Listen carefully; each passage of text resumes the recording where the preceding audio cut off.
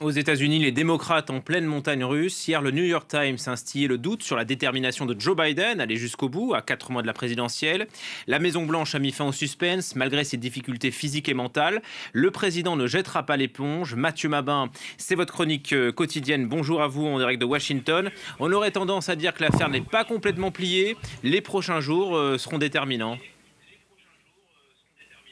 Oui, tout à fait, Julien. Les prochains jours, et à commencer par ce 4 juillet, les prochains jours vont être jalonnés, notamment de tests pour Joe Biden. Depuis le débat catastrophique de la semaine dernière, le candidat Biden ne peut plus faire un pas sans que le moindre de ses gestes, le moindre de ses mots soit écouté, observé, analysé. C'est tout le paradoxe de cette affaire en réalité. Il aura fallu que le président apparaisse dans un événement qui touche la plus vaste audience. Presque 70% des Américains en mesure de voter étaient devant leur télévision, pour que la prise de conscience qu'il y avait bien un problème soit totale. Pourtant, nous le savons, vous et moi, il était raisonnable de s'interroger sur les capacités de Joe Biden bien avant ce débat, évidemment. Cela nous dit une chose en réalité et nous rappelle une évidence. Tant que l'opinion n'est pas massivement alertée, les questions les plus cruciales, comme l'aptitude d'un homme à gouverner la plus puissante démocratie du monde, peuvent ne pas être traitées à leur juste valeur.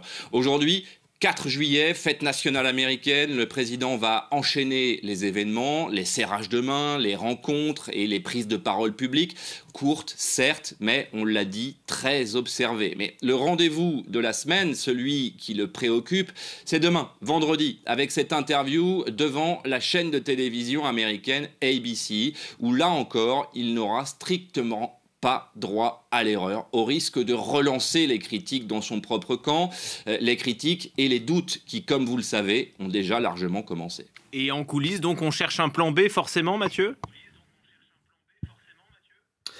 Alors, cela, effectivement, rejoint ce que je vous disais à l'instant. En réalité, parmi les cadres du Parti démocrate, le questionnement sur la santé du président n'a pas du tout commencé avec ce débat. Donc oui, effectivement, on cherche une relève potentielle, mais ça a commencé il y a un bon moment déjà. Joe Biden avait montré des signes de faiblesse bien avant cela. Et en réalité, ces derniers mois, il fallait ne pas vouloir voir pour ne pas voir qu'il y avait bien un problème. Et donc, oui, les plans B existent. Et comment pourrait-il en être autrement dans un pays de cette taille dont les intérêts économiques sont aussi intimement liés à la politique, comme vous le savez.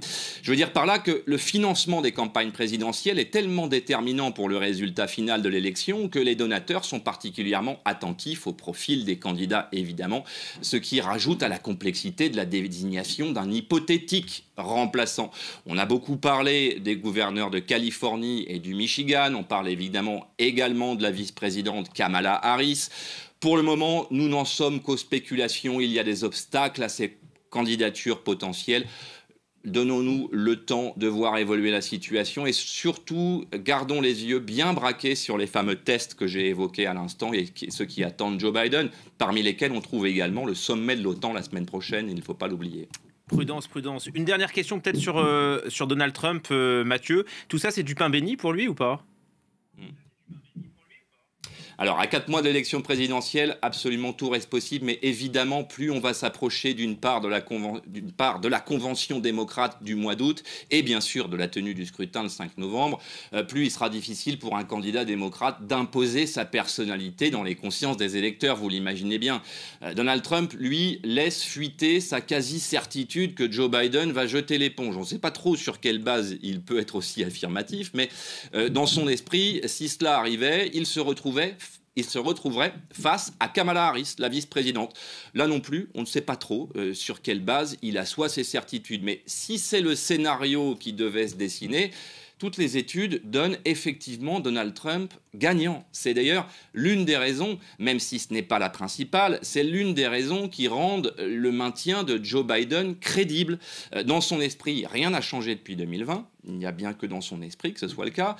Il doit faire don de sa personne au peuple américain puisqu'il est convaincu qu'il est le seul à pouvoir battre Donald Trump. Voilà, vous voyez, beaucoup d'hypothèses, mais une certitude néanmoins, ce n'est pas la dernière fois que vous et moi évoquons ce sujet. Merci beaucoup, Mathieu Mabin, et bonne fête de l'indépendance à vous. On espère que vous allez bien fêter